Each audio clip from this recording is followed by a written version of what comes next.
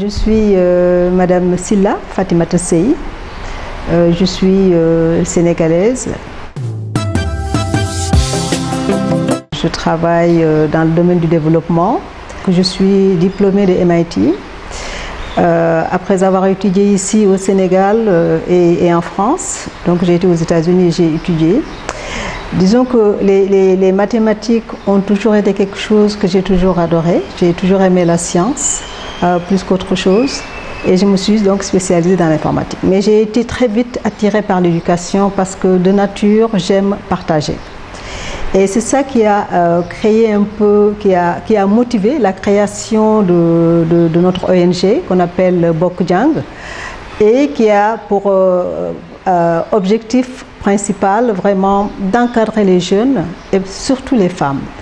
Pourquoi? Parce que nous savons que les femmes ont été pendant longtemps derrière en ce qui concerne la technologie, en ce qui concerne les sciences et la technique. Ce n'est pas parce qu'elles ne sont pas aussi bien outillées que les hommes, mais c'est tout simplement parce que leurs préoccupations quotidiennes font qu'elles n'ont pas toujours le temps, la latitude de s'investir comme il faut. Et c'est pour cela que, avec l'expérience que j'ai eue en utilisant l'ordinateur pour mieux apprendre et pour enseigner, j'ai dit pourquoi pas aider les femmes et les jeunes en général à mieux poursuivre leur éducation en utilisant les technologies de l'information et de la communication. Je suis moins brillante en mathématiques et en sciences. Et honnêtement, le choix de faire l'informatique a été un choix comme ça. Parce que pendant ces années-là, ce n'était pas vraiment une matière qui courait les rues.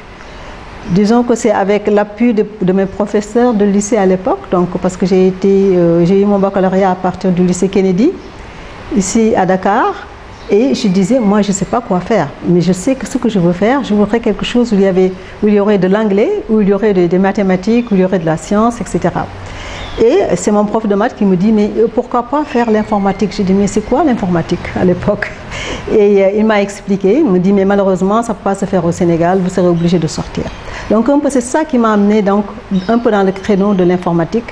Et quand j'ai fini mes études, j'ai toujours eu le goût de partager, comme j'ai dit, j'ai toujours eu le goût d'aider. Donc j'ai été naturellement attirée vers l'éducation qui pour moi est une occasion de partager, d'appuyer les autres et de voir quelqu'un évoluer parce qu'on l'a aidé.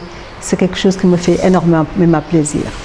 Donc l'utilisation plutôt donc, des technologies de l'information et de la communication comme outil d'enseignement et d'apprentissage, c'est quelque chose qui m'a suivi depuis le début de ma carrière universitaire, de mes études au niveau de l'université et depuis, je n'ai pas arrêté. Et aujourd'hui, je peux dire que je fais encore plus d'éducation qu'informatique, l'informatique n'étant là qu'un outil.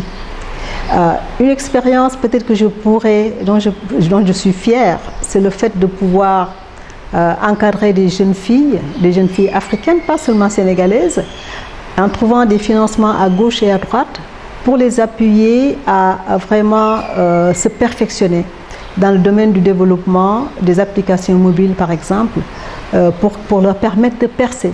Parce que c'est des femmes, c'est des jeunes femmes qui sont capables d'aller très loin, qui ont juste besoin d'encadrement, qui ont besoin de modèles aussi. Et je suis aujourd'hui contente et fière de pouvoir être un modèle parmi ces jeunes femmes, de pouvoir être un peu leur mentor, de pouvoir être leur maman. Je dirais, comme elles m'appellent affectueusement, maman, tout le temps.